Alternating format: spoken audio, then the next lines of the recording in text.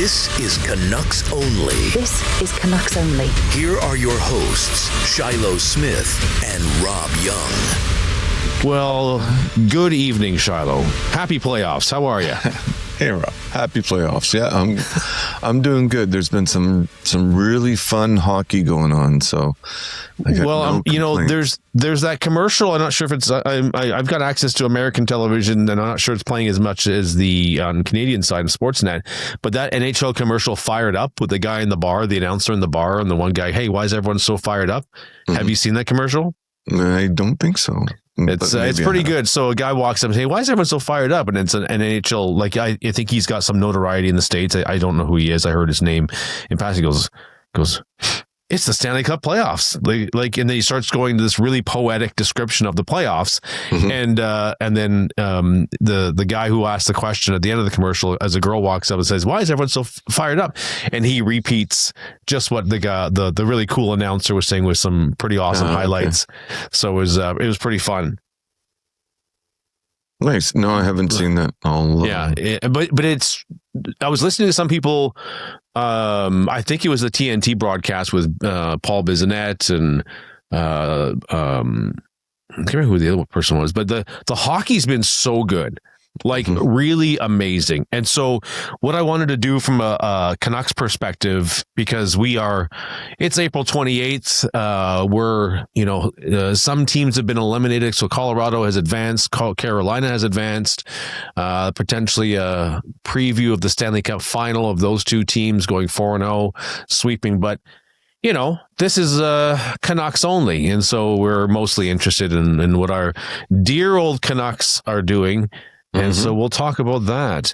But I guess first things first, my goodness, John Garrett has unfortunately passed away unexpectedly. He was only 74, and I say only 74 as time marches on for everybody. That doesn't seem quite so old. You'd hope to make it into your 80s and 90s, for the time that you've got on this planet. Mm-hmm. And, I had the privilege of working with him in and around when I was at Sportsnet, and there are lots of John Garrett stories, not so much from me, but everyone else seems to have. Do you have any John Garrett stories? Well, it's sort of a John Garrett story, but it's not John Garrett himself. It's anecdotal, I guess. I was a season's ticket holder when I was living in Vancouver, and one of the events that I got to go to was a broadcast, and I actually went as the Church of Pedersen, so I was dressed up in the silly costume. Awesome.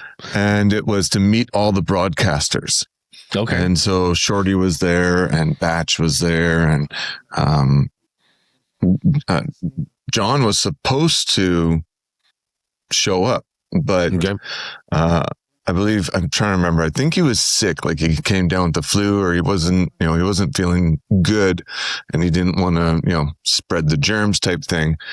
And so Shorty ran out, and he came back, and he had a bottle of Heinz ketchup, and he stuck it on the chair that Cheech was supposed to sit on. And he goes, "There, it's just like Cheech is here." That's funny. That's awesome. Yeah, it was pretty funny. But that's pretty cool, because the Dan Murphy and Shorthouse would always reference that on the broadcasts, and Cheech, as he was affectionately known, loved his fast food and loved his ketchup. Yeah, he did. I heard the hot dog story once or twice on air, where he hid hot dogs in his pads when he was the backup at certain stops around the NHL. I don't think he did that as a Canuck, but I think he got burned on it once, where he hid a hot dog in his pads. He was eating it. The TV coverage was not the same as it is now. Yeah. And then he had to go in. He had to go in net. And he had a half-eaten hot dog stuck in his pads. So, and I think honestly, the times he came into the Sportsnet truck at the end of the game, and he's always affable. And I remember one time they were dashing off to the airport, and had to catch the flight out for the road for the next segment of games on the road. And his his affable nature, again, just was always around food and drink. You know, I won't repeat the story because I don't think it's, I'll let someone else say it, but he just, you know, what a joie de vivre he had for, you know, his zest for life and just the infectious energy and enthusiasm he had for the game and for you know food and you know life and hockey in general, right? So I also my John Garrett story was before I actually got into working in TV. Is I played on a beer league team. One of the guys on the team was dating his daughter, and all of a sudden John Garrett showed up on the bench to coach. It was a game out in Delta, and I was like, "Holy crap, it's John Garrett!" You know, like you know, you only saw him on Hockey Night broadcasts, and like, Garrett's watching. So, anyways, rest in peace, Cheech. That he was. He will definitely be missed. So, yeah, he will be. Thoughts on the series so far as we move on to playoff talk, and anything caught your eye so far on anything? So, you know, Colorado, LA. Honestly, I wasn't expecting LA to get swept, but it also doesn't surprise me. Right. I can't say the same about Carolina and Ottawa. I was fully expecting that. I did really? I didn't expect Ottawa to really do anything. They don't really have a playoff built team. They've done some changes over the past years, but they really don't have a team that right now that basically looks like it can go for a run in the playoffs. That's just my personal opinion. I'm not a big, what's his face fan? What, Tkachuk or? Yeah, Tkachuk. Thank you. Yeah. So with, you know, him being your best player and your you know, leader, he is captain. I don't know. I'm just not a big fan. I don't think they have enough depth. I don't think they have enough lasting sort of players to get into make it through the playoffs. Yeah. They always seem to, I mean, I guess there was that 1 year that they did pretty good. I think they went up to the conference final. If I remember correctly, but it was a few years back. But now I don't know what it is. I just don't see them as a playoff team. You know what I mean? Playoff team or good team. A playoff threat. Okay, yeah, playoff threat. Yeah. That would be more appropriate. I don't see them as a playoff threat. Like if I was to look at every team in the playoffs right now, I would have Ottawa last. Oh well, okay, yeah. Like you know, for moving on to the second round, Ottawa would be last. I think, and I'd pair them against any of the other teams, and I'd still think they would have lost. Maybe not a sweep, but I still think they would have lost. I don't think there's a team in these playoffs they can beat. That's where I'm at with that. Yeah. You know, I kind of thought they had a chance, and just listening to the all the prognosticators on TV, excuse me, I thought they had a better chance to at least get a game or two. A lot of people felt they were built really well to fight Carolina, maybe a softer team, a little bit more grit, being led by Tkachuk. I'm just pulled up there on Daily Faceoff, but Tkachuk's out of the lineup here. So Tim Stützle is your number one center, Dylan Cousins, the trade for from Buffalo for him. Shane Pinto is your third center, and Lars Eller. You know, so down the middle. Tkachuk's on here. He's on the second line left wing with Cousins. But I think I you know, as you're talking there, I kind of agree. They don't have the A+ elite talent. They've got they got a good handful of A- and maybe B+ers. Yep. Yeah, they got supportings. They got a lot of players that you'd want on a playoff run team. But they don't have the players to run a playoff run team. Yeah. And if Tkachuk is your physical and emotional leader, that's a live wire. He is my direct analogy of letting JT Miller run a team. Kind of like it's different with the Rangers because they're much more veteran and they have a lot more established presence.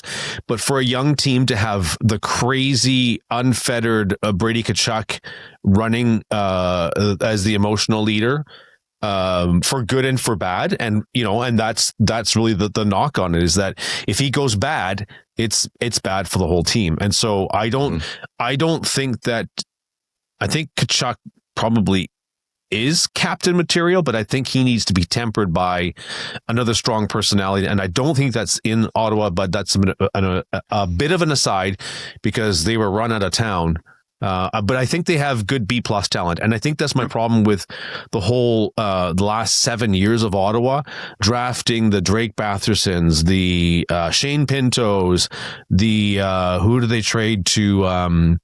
Josh Norris, they traded to Buffalo for Cousins. Mm-hmm. The Nick Cousins, the confusing Nick and Dylan Cousins, for crying out loud. Yeah. I heard nothing but great things, and I've had Thomas Chabot in my long-term pool for a long time. And Travis Green got there. He says, this guy is amazing. Yeah. But they also have Jake Sanderson now and Jordan Spence. So they've got some depth there. And then the issue maybe was goaltending, and Linus Ullmark showed up, especially after some shaky moments in the season. Anyways, they're out. I guess for me, it's like, when you look at, and it's not just the players, but also just like what they're making, right? So, Matt Boldy on Minnesota. Okay. Yep. Would you take Matt Boldy over Stützle? Yes. Would you take Boldy over Cousins?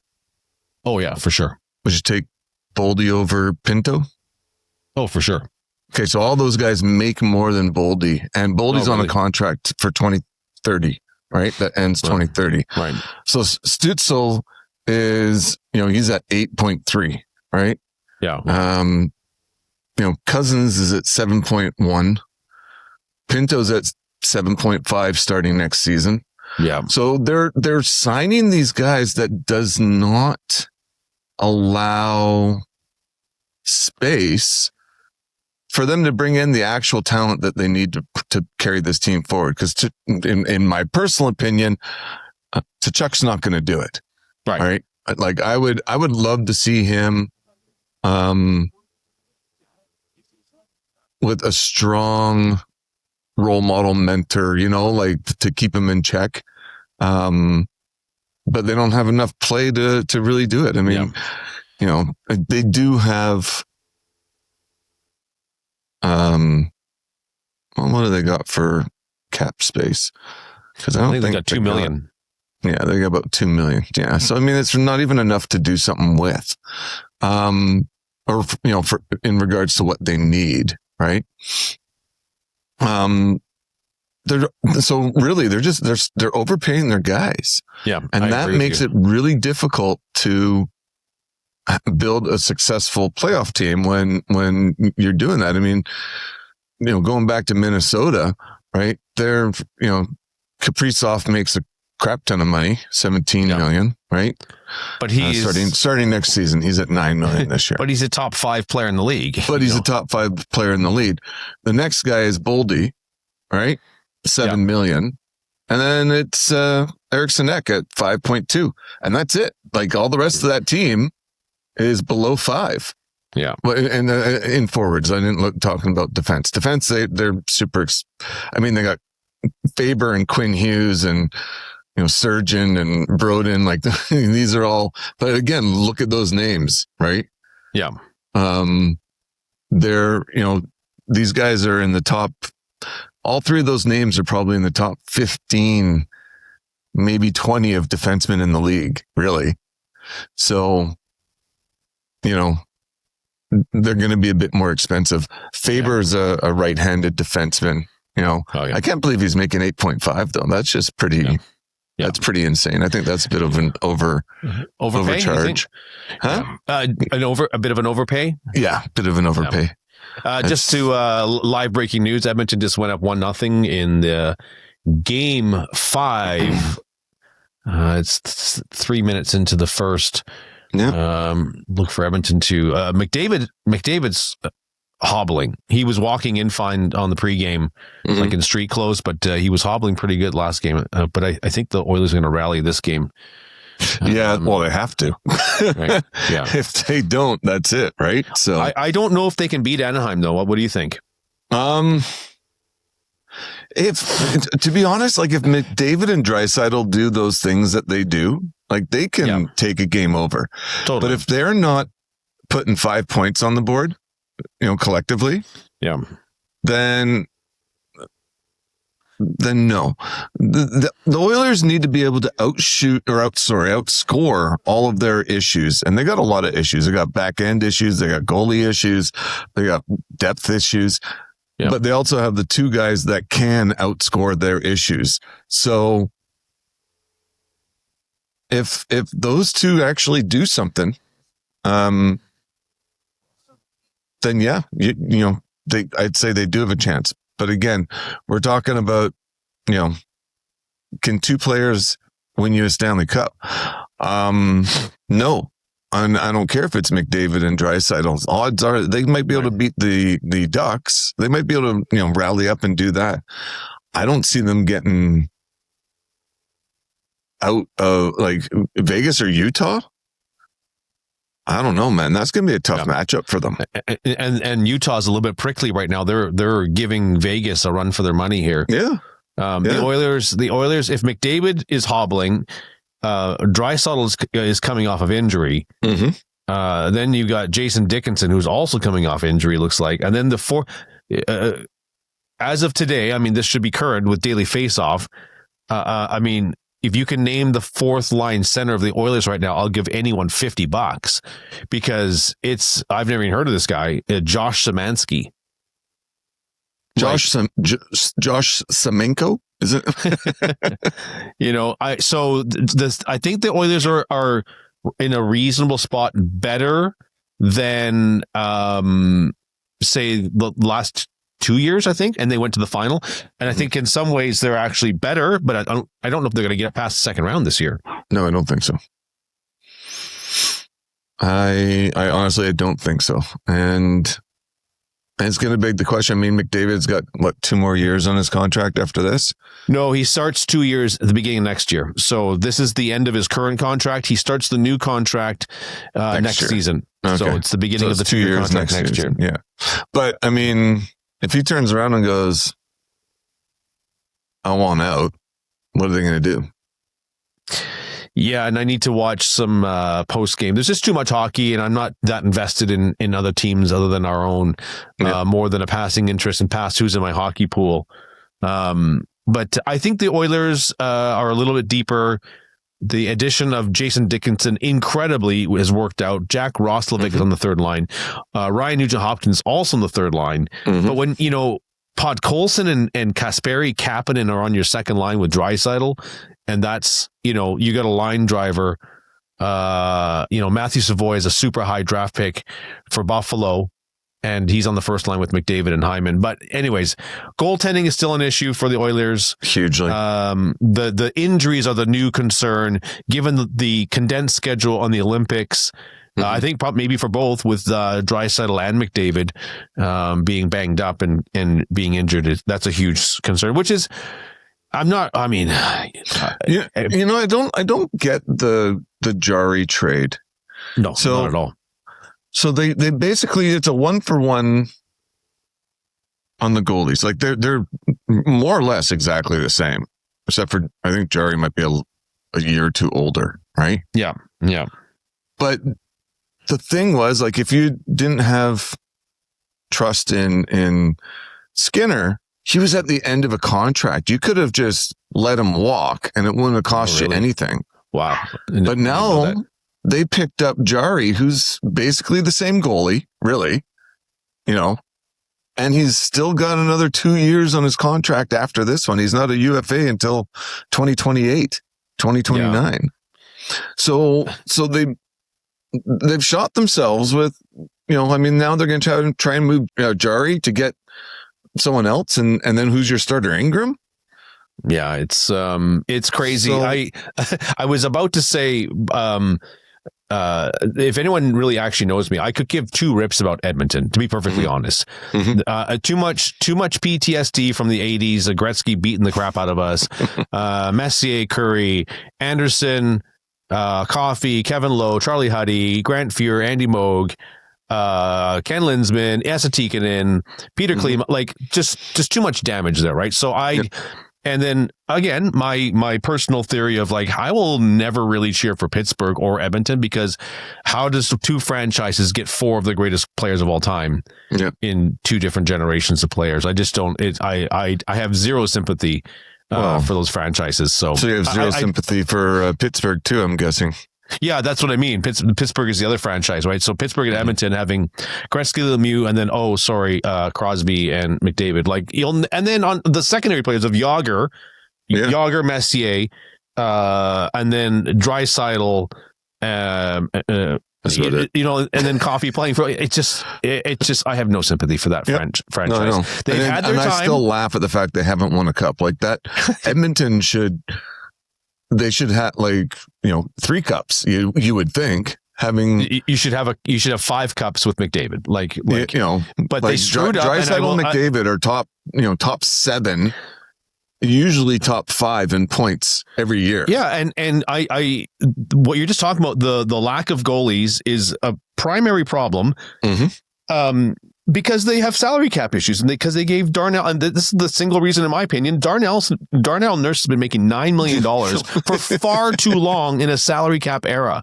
It's poor GM management of that franchise, and I'm sorry, Edmonton fans, but it's the GM's fault. It's been 3 GMs from Chiarelli. I hate to say it, but even Evan Bouchard is overpaid by $2.5 million, I'd say. Well, he was going to get a higher offer. I think Carolina was going to offer him a little bit more. That's why he got the higher portion of the contract. He was going to come down in around 9, I believe, but Carolina was going to offer him 11 or something like that. So, anyways, ancient history. Anything else? I mean, I'm impressed. What's the score in the Dallas series right now? I thought Dallas was going to take this for sure, this game, but they're down right now, I believe. Oh, it's 3-1. 5 minutes left in the third. Boston and Buffalo are in overtime. It's win or go home time for Boston. Those are the games today. Anything else catching your eye in the playoffs? Well, I'm absolutely loving the Pittsburgh Flyers game. So I'm a closet Flyers fan, only because of Pelle Lindbergh back in the 80s. Back in the day. 90s? No, 80s. Anyway, but that the hockey that it's almost like the Backstreet Bullies again, they're so dirty, and not dirty, but they're very rough, and just they're finishing every check. They're just it's nonstop heavy hits. It's just a lot of fun to watch. Well, they're living up to their mascot's name. They're gritty. Yeah, they're super gritty. That's beautiful. Yeah. I'm surprised Pittsburgh won the last game. I'll be surprised if they win the next game. I mean, so it's 3-2 in the series. I'm surprised Pittsburgh won yesterday again, only because I think that Philly and Buffalo, I'm glad you mentioned the Flyers. I think they are this weird, or not weird, they're a new wave of success in the NHL with a ton of smaller, high-end quality forwards. That and Buffalo's built the same way. Buffalo's more flashy, I think, maybe more talented and skilled. But with Tocchet coaching the Flyers, there's going to be the element of grit and sandpaper and his I would say avant-garde, but his structure that he tried to bring to the Canucks, which he did for a season and a half with great success. I think it's working there, and I think that, but they have the skill to back it up. Yeah, he scratched Michkov yesterday. And so, that worked for them because they're so deep, just like Buffalo. They're super deep. Now, I think that whoever ends up winning the cup this year, I think it's hard to match Colorado because of the elite forward, elite defenseman, higher end middle depth, and I will say higher end in Nate Chess, higher end middle depth in Brock Nelson, Brent Burns, obviously Devin Taves. The goalies almost don't matter as long as they're B+ers, which they are. Mm-hmm. And I love it because I've got Wedgwood in my pool at the moment, so that's great. But once you get past that, I think there's the Dallases, and Colorado. Carolina and Dallas are built a little bit differently, but similar, where they've got quality forwards and depth. And then there's the upstarts, the Buffalo and Philly. So it'd be really interesting that when these two different, I'll say eras of structuring a team meet. Is it the young upstarts that will be able to get past a Carolina or a Dallas? But that's all in the East. So it's Buffalo and Flyers are both in the East. So it doesn't really matter at that point. But and Utah's built similarly. Oh, Edmonton with another goal. Yeah, they just scored. Yeah. So, it'll be interesting to see. So I think Edmonton's in trouble. I think Colorado's still the runaway favorite. Carolina can do the most damage, I think, against the Colorado. Tampa's banged up. Hedman's not even expected back for the whole first round. Roope Hintz is also out for this entire first round, almost maybe until a game 7. And so, even with Minnesota, Zuccarella's still out. So, looks like Minnesota's going to take this game. There's an empty net for Dallas right now, so we'll see if they can get close to make it 3-2. But, the playoffs have been awesome. I was listening to some of the Matthew Tkachuk podcast, sans Brady Tkachuk, who they're having their second child just at the end of their series, so he wasn't on this one. But yeah, he described, because it was almost a perfect weekend for him. Him golfing in the morning and then all day watching hockey, and his sister came and drinking wine and watching hockey. I mean, and the weather's nice, and it's just it's a great time of year. It's I love it. So yeah, no, it's playoff season is the best season, I think. I love playoff hockey. That's when almost everyone is, like even the Ottawa games, even though they got swept, and same with LA, the hockey is still top notch. Like it's still, it's not boring hockey, right? It's the highest. I would say for the 12 years in a row, the product on the ice has gotten better every year, like without fail, and it's incredible. The skill, the young talent. Yep. The entertainment value is at a very high level. Like it's really crazy, and I'm quite enjoying it. Yep. I mean, and I love watching, just like you've seen guys who are doing, how many times they tried the puck between the feet, flick it towards the net, right? Like you're seeing. And this is just, it's not a showboat move anymore, right? Before it was considered like a showboat move. Now it's a skill move. Like if you can actually pull that off and get it on net, that takes skill. And, totally.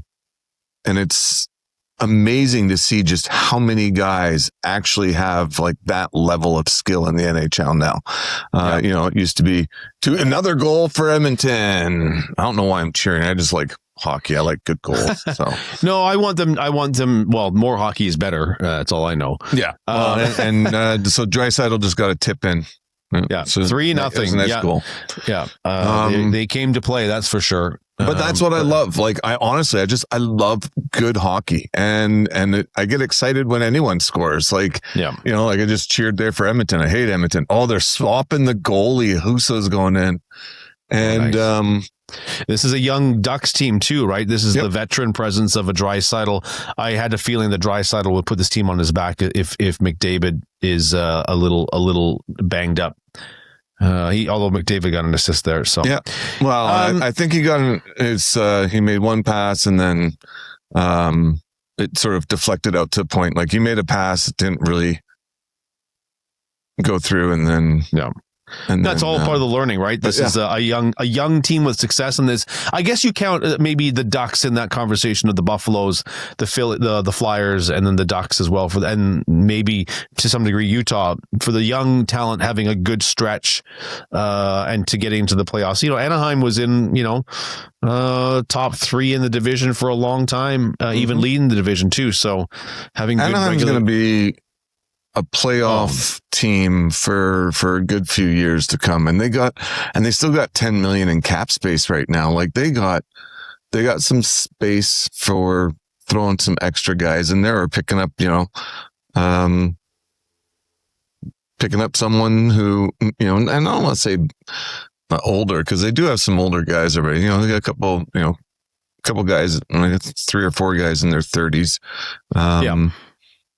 But they got a lot of good young talent coming up, and I think it's pretty cool to see sort of them developing, and I think they're still going to be seriously going to be in the playoff runs probably for a good chunk of time here. Yeah, and what's interesting about the Ducks and Buffalo and Philly and also Ottawa, to your point about the salary cap and overpaying, when all these young players hit at the wrong, if they don't manage their timing of their contracts, they're also going to be in trouble.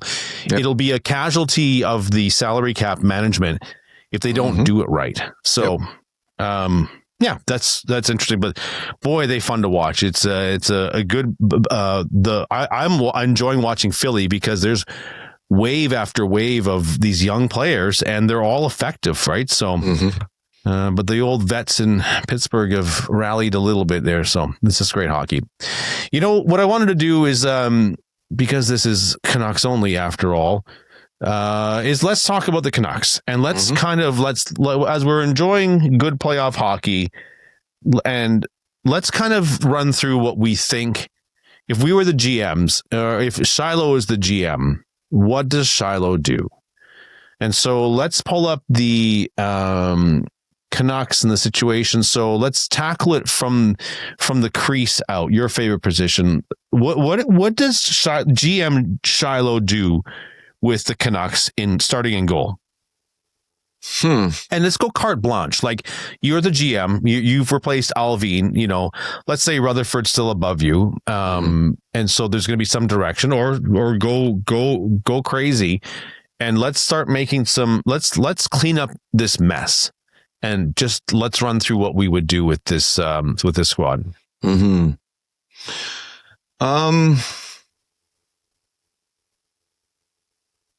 this is tough. So I would probably, I would move either Lankinen or Demko, with the idea of having Tolopilo as my potential number 1, and not like right now type thing, but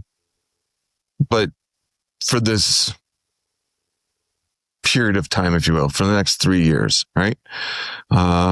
Most likely, I'm gonna have to move off Tolopilo before we're even a NHL a playoff team. To be honest, he's 26 right now. So you'd move off. Yeah, okay, yeah. He would probably maybe be my backup. With my intent of trying to find someone else. I don't know. There's not a lot of great goalies in this year's draft. Maybe Tobias, but also like, how many years out are you thinking for? So if Topilo is going to be 30 by the time we're ready. Yep. You got Medvedev coming, so there's the one. I mean, so you're moving Demko or Lankinen. Is that what you're saying? Starting immediately. So this season, I'm moving. Like this off season, I'm moving Demko or Lankinen. Okay. Whoever I can move and whoever I can move first. For value, right? Yeah.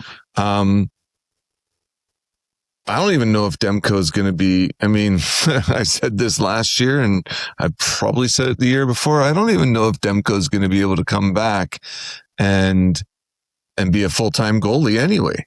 He might only be a backup goalie. He might be like what a Lankinen is now, right? Able to do, 25 games top notch, but you can't give him much more than that. So, right. And I don't know if anyone's going to be picking him up without, seeing what he could do after the surgery. So you might have to take, or at least I would be thinking to take a little, I don't want to say risk, but I would definitely probably get more value for Lankinen right now as a backup, move him, keep Demko, plan for him to play, 25 to 30 games, run Tolopilo through a season that doesn't matter because next year is, it honestly, it's a development year. It's a year of experience. It's not a year for, making a run to the playoffs. This is development year. Right. So let's give Tolopilo as much ice time, as much goalie time as we can. And then, bring up who we can. If Medvedev. Thank you. He's teenager still, I think he's not, maybe 19. So, if you can bring him up and give him a little bit of exposure, a couple of games, and then go from there. The draft, like I said, there's not a lot in the draft for to bring onto the team. I probably wouldn't even be looking to draft a goalie for, I'd say 2 years. 2 years, I'd probably want, starting at the third year, I'd probably want to have, no Demko or no Lankinen, the only, Tolopilo and Medvedev, as my guys, and then sort of playing, okay, like now in 2 years, now where's my goalie? Where's my number one goalie? Is it Tolopilo? Is it Medvedev? Is it someone that's coming up in the system?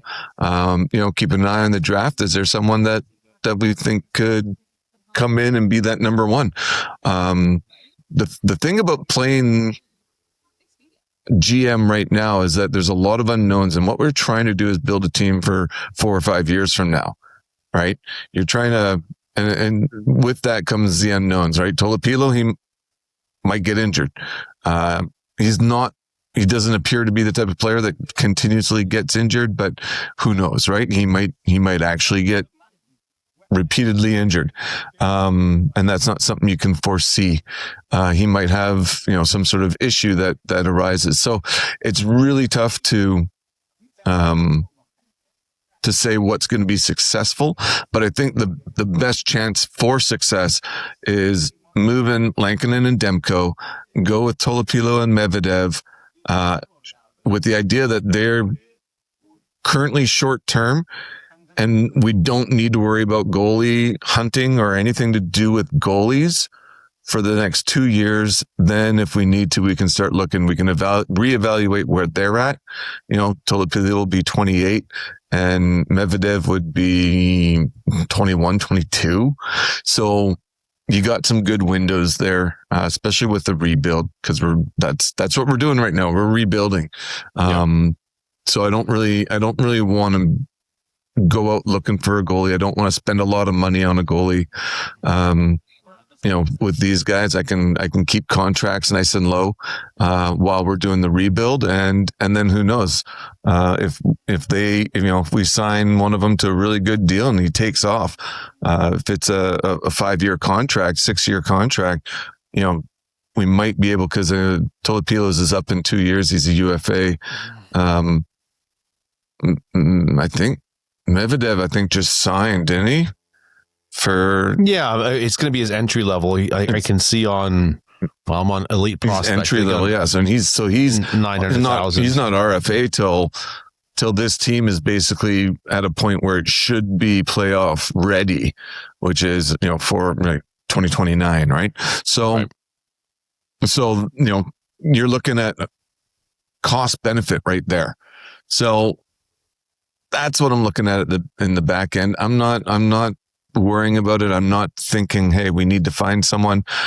I think we move Demko, we move Lankinen, and we go with Tolopilo and Medvedev and let them have at it and see what they can do. And if they're not that great and they fail in the position, then so be it. But I'm not going to rush to find another goalie because we're making the long game here. We're making the long plan, right? And we tear can't down to rebuild. Yeah, and we can't do knee jerk reactions. So that's what I would do for the goaltending. Would you agree that I had a theory a couple of years ago, and I'd say a couple is around the time that Zegras came in the league, which is about 5 or 6 years now, that you could sign a free agent goalie, someone who emerged or someone who emerged and there's no room left or was behind a very established number one. Mm-hmm. And the same with a free agent D. And I've changed my theory a little bit. So the theory was that you need to draft super high end offensive forwards. And then you could probably free agent sign a D or a goalie as needed. I've changed a little bit. Mm-hmm. I think the newer models is that you have to draft these unbelievable new wave of defensemen wherever you can, and we have Zeev, so we're good. We have Wielander. Yep. I think the depth on D is solid. So yes, I don't think I got no problem with our D. So I don't think you need to. The Shea Webbers or the PK Subans who were traded for each other. The ones that are clear number one defensemen as they come available and are very expensive and outgrow the salary cap of that current team. Yep. I think that was a working theory of mine. I say about 7 or 8 years ago. Mm-hmm. But I don't think you do that anymore. I think the draft has become that much more critical. Now, goalies, I think, is still possible. Yep. I mean, how many goalies, like, can you name the 2 Minnesota goalies and then the 2 other, how many European goalies show up out of nowhere and are amazing, versus being drafted? And there's so many, even the Forsberg that's in LA, Ottawa's goalies, so Ullmark got signed as a free agent. He's kind of case in point is Linus Ullmark. Yep. So I agree with you on the you have to move. I think you move either one. I don't know if you can be able to move both just for Demko is going to make 8.5. So that's a lot of cha-ching.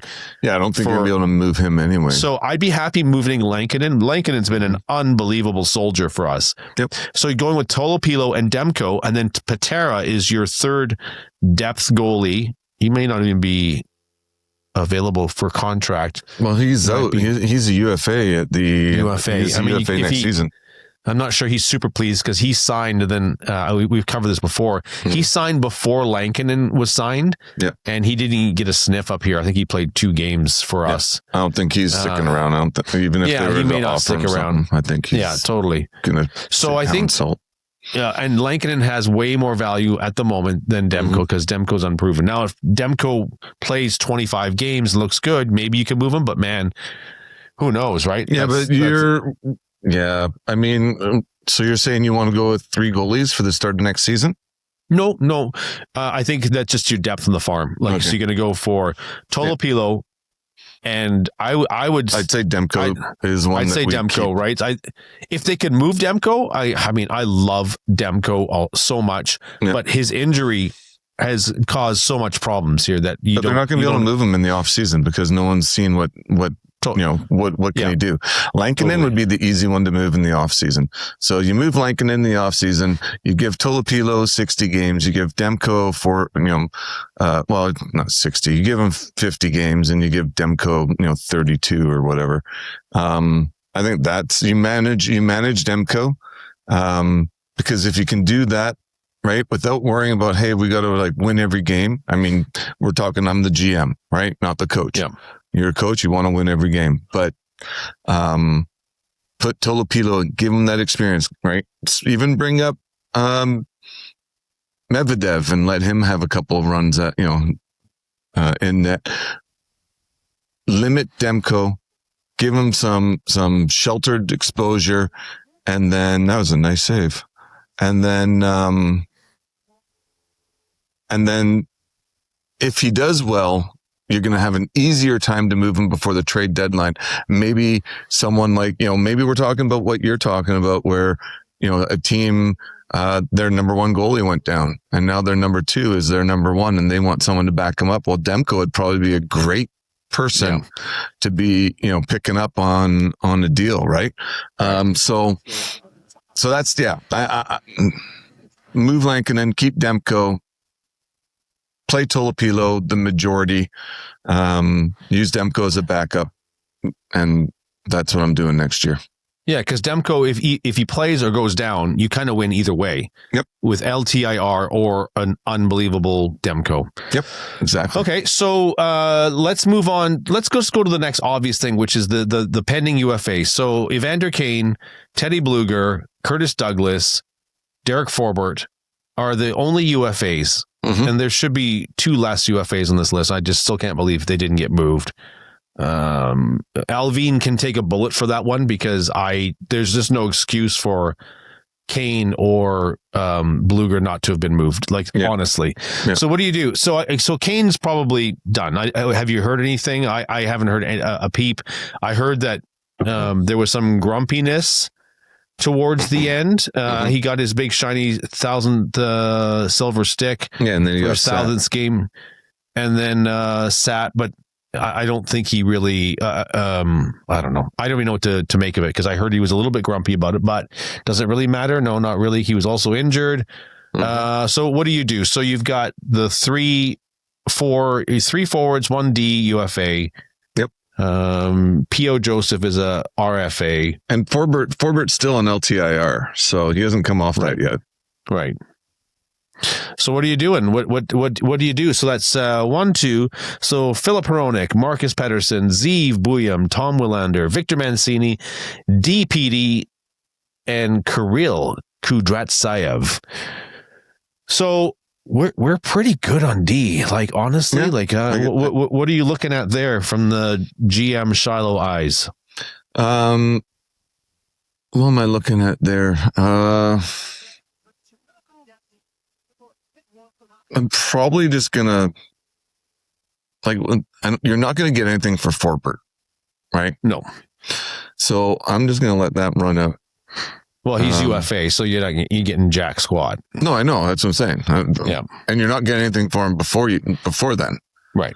So just let his contract run out and off you go, right? He's $2 million. $2 million. So now you got 4 in cap space. Yep. So it gives you a little bit more. On the D side, I mean, I don't know. Do you try and sign another veteran D?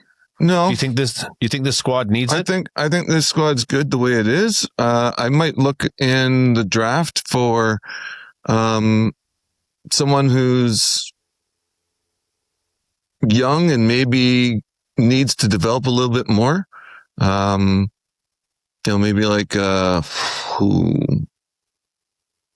trying to think. Albert Schmitz.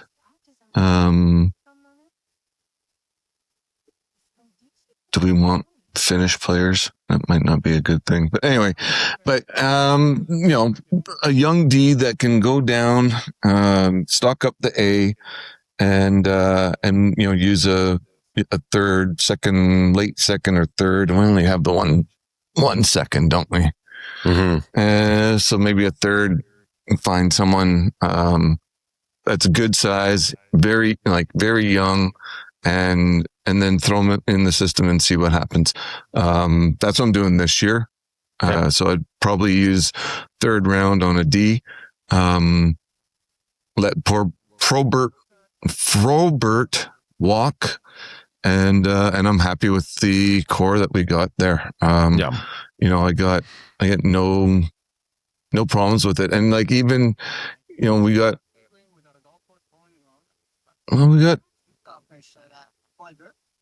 What about Brisebois? Because he's a UFA as well, and he's a good guy to come up and do fill work. Brisebois. Which Brisebois are we talking about? Guillaume, the guy that's on the I heard that he is also grumpy. I heard there was some trouble in the henhouse there. I don't know. So he's also UFA. Yeah, I know. So he's 28. He was given. So I don't know. So you said the name, I totally blanked. I'm like, which Brisebois are we talking about? But he would be a serviceable Back and forth. He'd be on a 2-way contract, right? If he decides not to sign, so be it. But we do have some options in the A, and that's why I'd like to, use my third round and stock the A a little bit more on D. So that's what I do on D. Not a lot, really. Not a lot. Okay. Let Forbert walk and use my third round pick to pick up another nice young big defenseman with some potential. Okay. And is there anyone you'd move? Is there any, let's talk about moves you'd make. Would you try and move someone like a Pettersson, Marcus Pettersson? Were you looking to make moves? So if we're talking, next season, no, not yet. I'd still want to keep Marcus and Hronek around. I think, those guys are, and even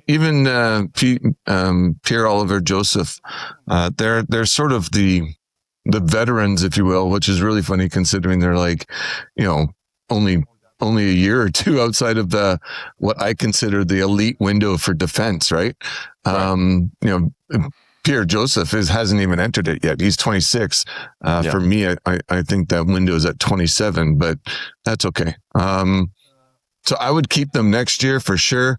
Maybe even into 2029. I'd take them to the end of their contract. I don't think I'd move them yet, unless something was offered to me where I'm like, it would not make sense not to do it. But I don't think I'd go shopping them around, and I think I'd just let them stay because there's that veteran presence. They're on decent contracts that aren't, outrageous. Like Hronek's 7.2. That's, for a right-handed D who's on the first pairing. That's pretty good value, right? Yeah. Pettersson's at 5 or 5.5. And then the rest of them are below $1 million. So with, contracts that aren't going to be coming into play till 2 years from now. So I think, and if in 2 years, if Zeev Bouillon is absolutely amazing and just taking over, Pettersson's role, then yeah, maybe we look at moving him then, right? Free up that salary and twist it over. Nothing for this summer. Nothing for this summer. I would do absolutely nothing other than let Forbert walk and pick up a defense with my third pick. Would you, there's people talking about trading and shuffling the deck on the first round draft picks. Now, draft lottery aside, there's conversation about moving picks around. Would you move any of the young D to try and move up to get a higher draft pick? So we need one of the top young offensive players in this draft, but there's 2 offensive defensemen. They may not make it past the 5 picks, but would you move a Willander? Would you move a DPD? Would you move? I guess that's only really 2 of them, right? So you're not moving Zeev. It's really only Mancini, Willander, or DPD. Would you move one of them with a thought of moving up in the draft so you could get one of these a super elite D that are ranked? Okay. No, because first off, D, good defenseman, a good, defensive core is hard to build and come by. You can usually get, 2 or 3 guys that are good. And then the rest, those 3 are carrying the rest of the defensive core. Right now we have no passengers, right? Right. They're all contributing. Mancini is probably, DPD and Mancini are probably the closest that we have to passengers, and they're not. So they contribute. They contribute. So I have no problems with not worrying about my defensive core for the next 2 years. And there's no one in the draft that I'm like, hey, we need to make a move to get this defenseman, right? Yeah. There's no one not given our other needs. Draft. No. Yeah, not given our other. D is not a need. So I agree with you. I think that we might be one of the enviable decors in the league, to be perfectly honest. Mm-hmm. I think we're a top 10. I mean, for a young decor, we're probably maybe a top 5 or even higher for a young decor. I think we're good. Yep. I agree with you. Okay, so moving on to the forwards. So here we go. Tell me what you would do with this forward group here. Okay, so this is going to be a little bit more difficult. So Evander Kane, if I can get him off the books and get something in return, even a 4th or 5th or 6th, I don't care. Sure. Otherwise, he's going to walk anyway, right? So if I can get something for him, a 4th rounder, and a bag of pucks, let's go for it. You mean for the rights to sign him? That's all you can really trade him exactly. for. That's the only thing that you're trading, right? And then if that happens, that happens. Hedel. Again, I'd probably try and move him. I don't think anyone's going to try and pick him up, though. And he's still on the IR, isn't he? He's still injured. Yeah, still IR. I don't think anyone's going to pick him up. I don't think, at least nowhere near what you're, again, maybe 4th or 5th. Like, would you trade him for a 4th or 5th at this point? Oh, that's the thing. Like, do you? I don't know. That's you know what? Okay, I'm going to treat him like I would Demko. Okay. Let's see what happens. Let's give him this coming season. He's not a UFA till 27, 28. If he can come and do a little bit of production, let's give him protected minutes. Let's do our best to keep him healthy. And then maybe we can move him and get something of value. If it doesn't work out, then he's a UFA the next year anyway. So the only thing I'd think for moving him is if I need that $4 million, but I don't think I will, to be honest. So we'll keep him. We'll treat him like a Demko. Let's see what happens, how he does in the season. If I can move him in the middle of the season, I will, because he's UFA anyway. So let's see if we can get something out of value. Okay. Yeah. So that's Hedel. Rossi, let's go with Bluger next. Let's go talk. Let's get the UFAs off the table. Oh man, Teddy Bluger. The thing is, I really like him. I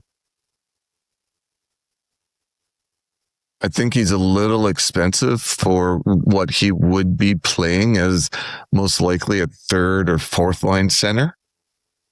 Okay. But he's UFA as well. So 26, 27. I'm just going to do some quick math here. So I'd probably offer him, like a 3-year at a little bit less, maybe. And if he wants it, he can take it, and it would give him a chance to, show his leadership skills and help out with building of the team. And if he wants to go and score a whole bunch of money and see what he can do out there in the market, then I'll let him do it. It's only 1.8, and he's not a Toffoli. You know what I mean? Like Toffoli, I would have tried to do a lot more to secure. Bluger, he's a 3rd line center on a competing team at the best. And if he's your 4th line center, you're laughing for the skill that you got in center. So he's replaceable. He's not a huge cap burden or benefit even. I think I would offer him something like 3 years, 1.5, see if he goes for it. If he doesn't, let him walk. So just for context. So I take like the shift in mentality of like even $8 million is too much. I'll do some quick math on it, but Blueger's salary next year, say he signs at the same, say he signs at even $2 million. Okay. That's 2% of the cap, 1.9% of the cap. So at $2 million. So the context that he's too expensive. So your fourth line center being 2% of your cap, is that still feel true for you? So let me put it at 2.5% or 2.5 million. He's 2.4% of the cap at that point. 2.4%. Is that too expensive? 2.4% of the cap as your fourth line center. Yeah. Reliable, professional, fights, face-offs, defensive specialist, character, leadership. And so I think that's the shift in everything is I'll start crunching these numbers here as far as players, and even at $8 million, right? So someone's $8 million next year, it's 7.7% of the cap at $8 million. So the capologists are it all started when they introduced the salary cap, and Stamkos was making $10 million. I think that's the example at the time. And everyone freaked out. He goes, how can Stamkos make $10 million? He's not even the best player in the league. And in my mind, it doesn't matter. Every team can have a $10 million player if they want, because I think at the time Crosby was still making 8.7. He made 8.7 just to match his number. He let Malkin make more, I think 9.3 or something like that. 9.4, and Stamkos signed at 10, and everyone lost their minds. It's too much money. It's too much money.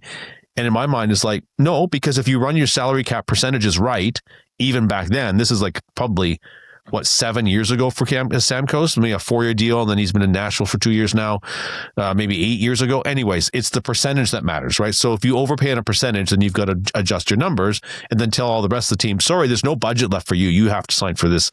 Anyways, I think that's the shift. So he would make, let me undo this. Yeah, I mean, it's right now, next year, he would make 1.7% of the cap, 1.73. And so let's go just to $2 million. At $2 million, he's just under 2% of your cap. So, anyways, it's a bit of a finicky detail, but I think it matters when you're trying to build your team out, right? So, Petey at $11 million next year, and this is what people were freaking out about, is that he makes too much money. It's 11%. It's 10.6% of the cap he'll make next year. So it's obviously too much for what he's delivering. 11.6. Let me change this real quick. 1.6. 11.15%. So 11.2% of the cap he's making as your top player. Anyways. So I think that Blueger's probably going to get a $2.5 million deal, 2 million, 2.5ve, somewhere around there. If it's not us, too much. Yeah. Okay. Yep. He only played 35 games. He was,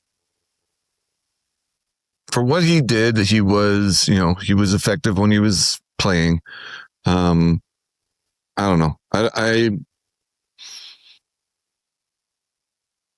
probably would not have any problems with him walking if he didn't take something, something like I was offering. Reasonable. So. Yeah. Whatever your threshold is for him. Brian Burke always called it an internal budget when there was no salary cap. So, okay, fair enough. Curtis Douglas. Did you like the 6'9" Curtis Douglas? His UFA, he made league minimum at $775,000. Do you like him? Do you bring him back? Do you offer him a contract? I mean, he can play in the NHL. It's that I think is a given. If I'm going to give him a contract, it's probably not going to be,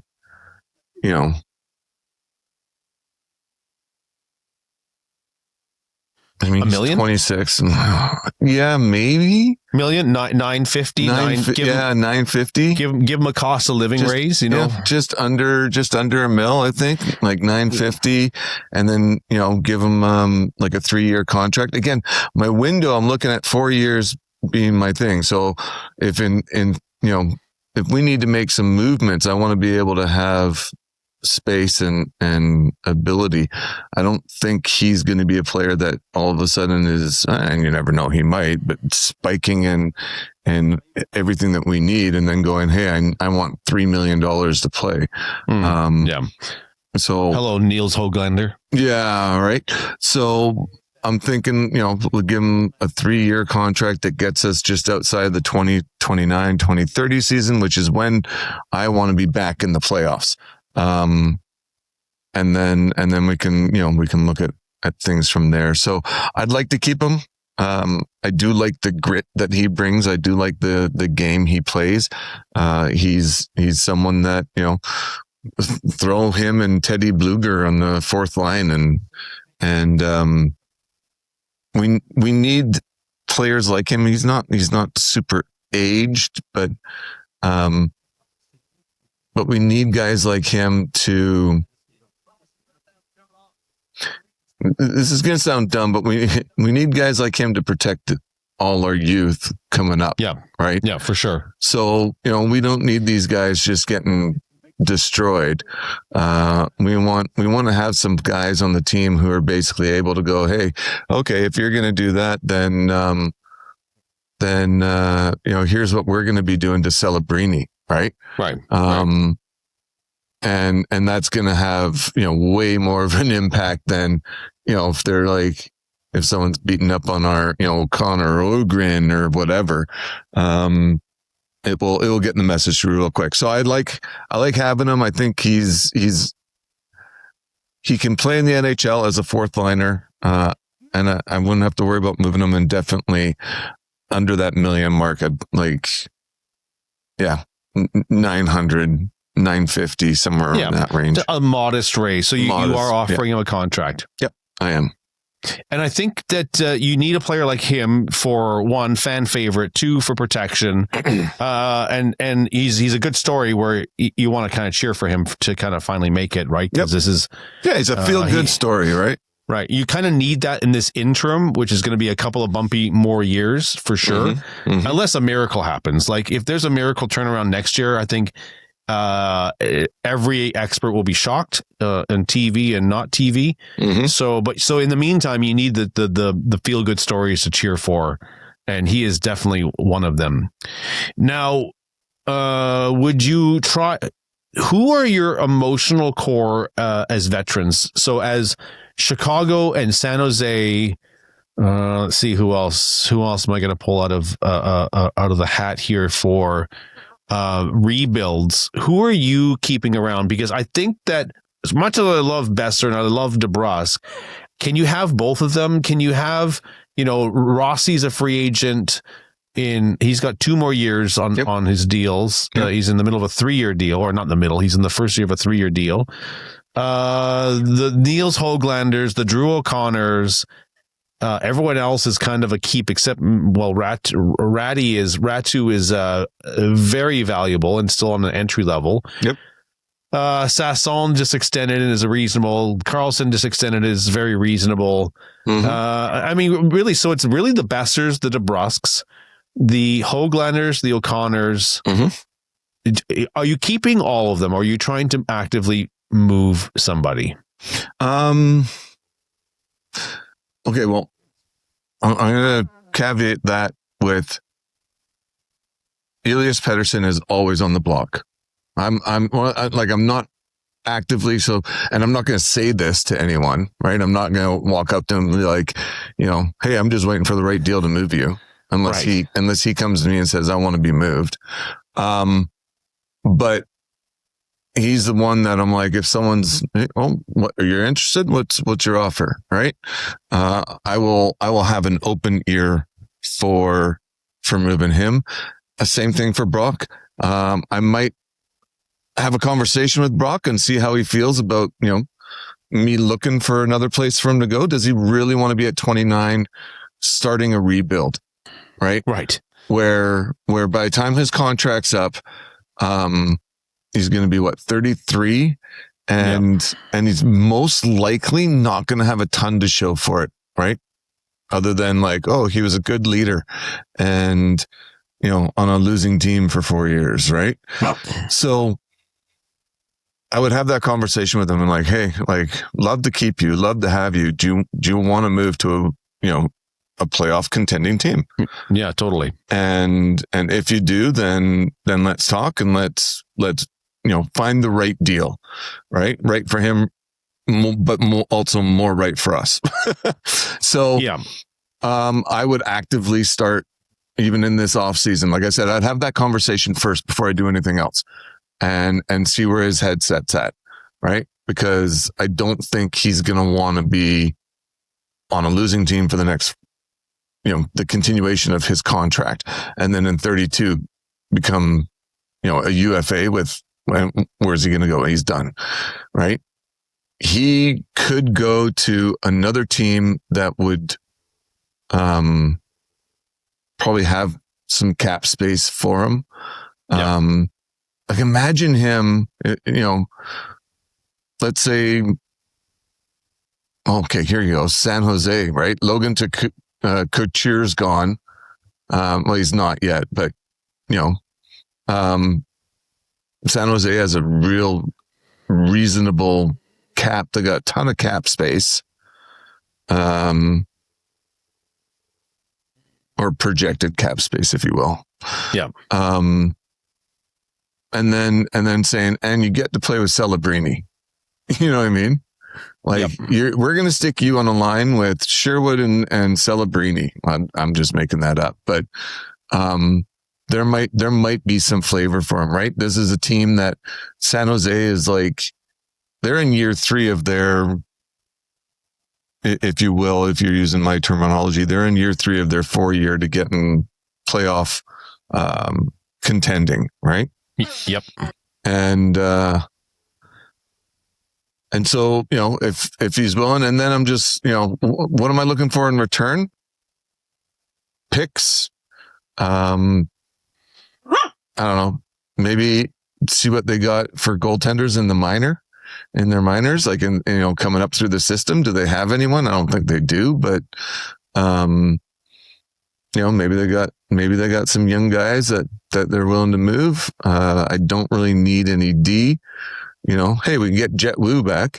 I don't really need any D. I don't think they have anyone they're going to be willing to part with.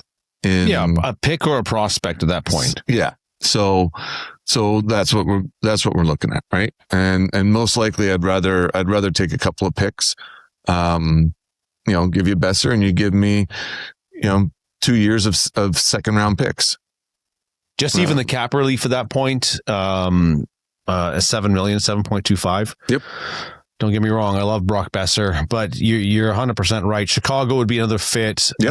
Chicago would be another fit. Any up and coming team, even on an Ottawa, he might fit on an Ottawa. Where they want a true sniper, because I don't know if they have true snipers. Anyways, Brock, so I would have a conversation and then actively start shopping them in this off season. That would be it. And DeBrusk, same thing. I would basically, DeBrusk and Besser, in my mind, are basically identical, right? Right. Now the question is, do you want to be here? Do you want to be in a rebuild team for the rest of your contract? Or would you like to look at, getting on with a potential team that's a lot closer to getting to the playoffs, right? And sort of grow with one of those new and exciting teams that's 3 years ahead of where we're at. Yeah, you be the sniper veteran on a up and coming talent laden team, or even a Tampa Bay. Either he's going to play with Kucherov or he'll play with Point. Yep, Braden Point, right? Yep. Or in Carolina, bolstering that if they've got room, or a Los Angeles where Panarin I guess it's just Panarin really with Kopitar retiring. Anyways, lots of examples. So yeah, so you're shopping those ones. Okay, who else were you looking at? And really, I singled out Höglander, O'Connor because I think they're also kind of identical, except that one had a great season and one had a trash season. Yep. What are you doing in those middling depths of players this year? I'm not doing anything. I will probably try to do something with. Well, I mean, with O'Connor, let's say it depends on how he plays and what his value is. If he does well and I can move him and get something good for him, I probably will. Höglander, I'm going to keep him around. I need fillers for this team anyway. If I get rid of both of them or one of them, then I've already gotten rid of, Brock and DeBrusk, because I'm going to actually actively try to move those guys. So now I've just got rid of 4 wingers, right? So if you can get rid of all 4, you're GM of the year at this point. So with the idea of I don't want to go heavily depleted in the wing, even more so, and we'll get to it in a second. Even more so that I would probably do something that everyone would say I'm crazy for doing. And if I got first pick, I'd probably draft a center. And I think who exactly I would draft. But so with knowing that, I don't want to deplete my wings, because again, I want to have a bit of support, and, and we're letting Evander Kane walk. If I can move DeBrusk and Besser, and then Shylo might still be on the IR. Bluger might walk. So now we filled the center spot with our pick, and I don't have to worry about the wingers quite yet, because we can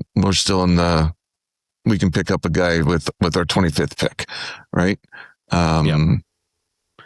You've also got depths in the farm, right? You do have some depth. And we got some guys in the farm. So of those 4, so Brock and Jake and Höglander and O'Connor, if you had the chance to move all 4, would you move all 4? Or would you move 2 of the 4, 3 of the 4? What would you do? Well, I mean, that depends on what the return is. So if someone's saying, hey, well, let's say Chicago turns around and says, we'll give you our first round pick, but we want Höglander and O'Connor and DeBrusk. I'd probably make that deal in a heartbeat. Right. Yeah. First, I don't know if you get a first. I know you're not going to, but, or even let's say all 4 of them. So they said, hey, we want all 4 of those guys. We'll give you our first round pick. Okay. Done. The return would have to be something where it would be substantial. I'm not in a rush to move everyone, right? We're in a rebuild. This is going to take time. Yeah. If I can get Besser and DeBrusk out this year, that frees up some money. I'm probably going to get, some picks in return. Almost 13 million. Yep. And then, Hogs and O'Connor, I got no problems keeping them on the roster, for the lengths of their contracts, to be honest, because again, I need the filler. I need these guys. They're going to be coming up as leaders for all the youth. I don't think they're, bad attitude players. I got no problems with them as leaders. And there's always wingers, right? The draft is always full of wingers. So when it comes time, I'm sure I could find one. Yeah. And centers, true bona fide centers, I think, are rare and hard. Yeah. I mean, well, I think they're more valuable in your lineup because they can always play wing. Yep. Wingers can't play center. So it's, I think that's why I'm keeping Rossi around too. I mean, even though, I'm going to try and keep him into the rebuild, into the completion of it, because his contract's pretty good. And, if we can keep him, I think he's a good defenseman, or sorry, a good center. And the same thing with Roddy. I want to offer, like, he's up in a couple of years, I think. And I want to make a deal that works for him and that we can keep him, give him a couple million for 4 or 5 years. Takes him into the, to the outskirts of the rebuild. And who knows, maybe he's going to be my number one, number two guy. Who knows? Sasson's good too. He can sort of fill the need when needed, but I mean, I'm drafting my pick for the draft is Malhotra. That's who I'm going for. I get number one pick. I will give you credit. You were on that early. You were on it at pick 9 or 10. He was still your guy. Yep. He is now in the conversation of like pick number 3. Yep. Yeah. So good on you for that. That's a very good insight, a feel you had for this player. Mm-hmm. Until you watch, Anaheim just scored 3-1 for Edmonton. Until you watch them extensively, and then you still really never know. Mm-hmm. You never know when they get to the big show, the big leagues, how they perform. Right? We've seen too many players with potential just crap the bed. Right? So, yep. But he's got pedigree, and he's got the outskirts of experience and what it takes to win. Or to be and stay in the NHL. Yeah. So that's huge, I think. And I just, I've seen a little bit of his game, and he looks good. And you love it. Yeah, I like it. I like what I think he can bring. And he's a centerman, He's not like someone that you sort of think, oh, well, maybe we can try him in center, right? He actually is a centerman. He plays like one, and he sees the ice like one. He moves around the ice like one. And I think having that raw ability at 18, that's something that I got no problems looking at bringing on, because in 3 years he might be your number one. Right. Oh, for sure. I like that. I'm just projecting. So I'm projecting the Canucks lineup next year. So that takes care of kind of the obvious ones, right? So moving into the sort of not so obvious with let's call them the not core 4, right? So the Besser, DeBrusk. I'll throw Höglander and O'Connor in there as the only veterans that are going to be out. Well, Höglander is only 25. O'Connor's 27. So O'Connor's also aging into a window where, what are you going to do with him at 32, right? Like so I wish I can't share my screen. Actually, I'm going to share this with you. Yeah, you can. I can, but I started a new browser, and so I didn't. I think I have to reboot the whole thing here. I'm going to share this with you. Save this. And I have no problems doing this later as well.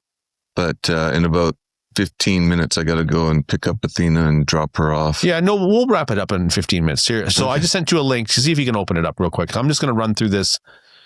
Let's go. Where'd you send it? Your Gmail, Shylo Gmail. Okay. So let's do this. What number? 42, Douglas. This is kind of the projected forward lines, right? So actually Ratu is, let's do this here, 54. Now, the elephant in the room, as I was going to,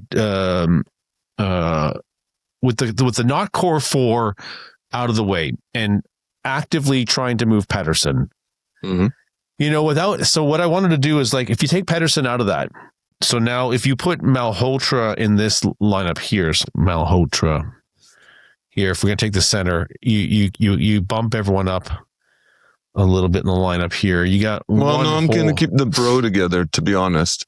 Yeah, totally. Right. So I like what they do. I like the energy they bring. I'm probably going to grab Hoglander and throw him up there with Malhotra and DeBrusk. Right. So we have see what he can do. We have one hole. So that's without any sort of depth. So let's go a little further down. Yep. So we'll say 13 is Baines. We've got number, let's just pull his number out of my head. Sasson. I can't remember his number. What number is he? Embarrassing. That used to be my bread and butter. 63. 63. Thank you. My brain is not working. So there's your depth, right? So you could throw a Baines up in the lineup, maybe on. You can add Leckermacki to that as well. That's right. Leckermacki is a good call on that. Right. Another winger that's why I'm not worried. That's why I don't want to move too many wingers, but that's why I'm not worried about filling those spots if I move them. Yeah. So in theory, oh my goodness, kind of have to shuffle this around. So I think Rossi is obviously your number one line. So, Coots should be your second line center. Malhotra, your third line center. Throw DeBrusk down here. Yeah, there you go. Yeah, we'll throw that. So, I guess you're going to do Leckermacki over Baines. He's much more proven than. Yep. I'd have Baines and Amon basically flip-flopping probably. Yes, Amon. What's his contract at? I don't know. I'd have to look. Amon. If you looked at that, it's like, is that a Stanley Cup roster? No, it's not. No. So he's not. But he's a filler right now. Yeah. Because you can't rebuild the whole team all at once, right? Right. So you're going to have these guys like Baines, like Amon, like even, Sasson, who, are just there to fill the spot while you are building around them. Right. And let's say Bluger comes back. Bluger. Anyways, I think bringing Bluger back, do we need him? No. You need him for experience. It's a very young lineup there. Yeah. So that's without use him, Pedersen, but again, right? like I said, I'm going, here's a 4-year contract of 1.5. You take it or leave it. Yeah. Right. And we forgot about Hedel. Like Hedel's here as well, but yeah, we'll see. Like, where does he go, right? Like I treat Hedel like I do Demko, right? If I can move, if I can use him a little bit and he does well and then move him, I'll move him mid next season. He's not my long term. He's UFA after that anyway. Yeah, he can't be because he's injured, and I think your analogy of Demko is the right one. Mm-hmm. So, we have enough. Even without a Malhotra in the lineup, that's a serviceable. So that's with Besser and DeBrusk still in. I should even put O'Connor in here. So O'Connor is actually. So and you got rid of Pedersen. So Pedersen's gone. Pedersen's out. Okay. So let's go O'Connor.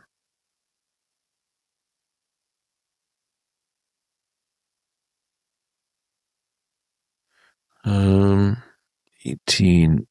That's serviceable. Mm-hmm. It's not, there's no elite stuff in there, right? Leckermacki, elite shot. Besser slowing down, but good veteran. Rossi is an A- in my mind. Yeah. We're in tough here. So that's without a return on Pedersen. Obviously there'd be some sort of return, but I can't even imagine what you'd get for him at that point. Mm-hmm. But I might throw this sheet in on the YouTube for the video version of this podcast. Well, I think that's a good start on trying to clean up this mess. Yep. And for the Ogren, the Rossies, Carlson, Ratty, Sasholm, they're all young still. Höglander is still young. Yeah, I don't know. Like even Mueller, and he's 23. Yeah, for sure. So, Coots coming in, I would say he's a lock. Yeah, it'll be interesting. It might be a little dry. I think you have to kind of go grind line. The bottom 6 are grinders for sure, and put two chemistry lines together. Hopefully, they can find some more chemistry. Yep. And that's without a Malhotra there. Interesting. Yeah, that's not a bad. 26 Malhotra. Yeah.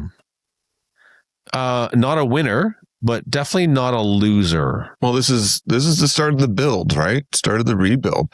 And if this is what you have for the start of the rebuild, I'm okay with that. Yeah. So then then you push on O'Connor to the wing. Douglas goes out. I mean, O'Connor there. Yeah. Malhotra goes there. You don't want to, Ryan Kessler started on the 3rd line for a long time, maybe even the 4th line for a long time. You insulate them. Maybe even you play Coots. Well, Coots is a center, I believe. That's not the worst thing I've ever seen. That's for sure. Yeah, Coots is center. And then I'm going to anticipate we're going to have a top 10 pick again the year after. Yep. Likely. And that's really where it starts. And I think that's the model. San Jose, Celebrini, Eklund in San Jose, but then you got Will Smith and Celebrini. So you got top 3, but Eklund kind of cooled off. So it's really the Will Smith and Celebrini. Bedard plus, trying to think who else. They're the 2 superstars. And, look, it's Draisaitl and McDavid, right? So it's a top pair of elite talent you're looking to lead the way. A la Jonathan Toews, Patrick Kane. Crosby doesn't really count because he's not a normal talent. He's generational, and he had Malkin, right? So that plus an elite D, which we have, and then an A- goalie. That's the real salary cap model. Yep. And it sucks because that 3 years ago, before we imploded, man, we had all the pieces, and now we have some of those pieces. So yeah, well, that's what happens, right? Yeah. And then next year, I'm probably eyeing up Zach, and I'm horrible with names, but Charbonne, Boney or Bonau, Bonau, something like that. I have no idea. Again, and we've talked about this before, I don't get excited about prospects anymore. I get excited when they actually can compete in the NHL. And this new wave of young talent, Philly, San Jose, Chicago, there's Minnesota. many more examples. Minnesota. And really it comes down, this is the importance of the good scouts and the turmoil that we are with of apparently the whole scouting department is on the cusp of being rebooted, or is it Todd Harvey's? He's out of a contract as well. But really, the jury is out. There was such a short-term campaign of their assessment of picking players. Have no idea, literally no idea. So, well, hey, I got my eye on a couple of guys, and for next year's draft, not even this year's draft. Well, I'm impressed with your Malhotra prognostication because he sure jumped the queue from about 9 to 10th to probably number 3. Yep. And the Canucks needing a center, picking by position. No one's going to scream to pick the local boy, which we have not done enough of in our tenure. So I know you have to go. So let's wrap this one up for now. The start of the rebuild.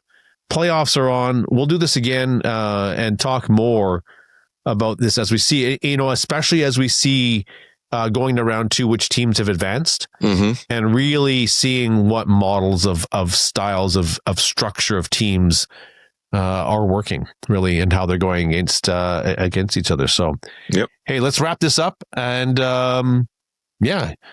All right. Let's talk to you in the next one, in our next episode of Canucks Only.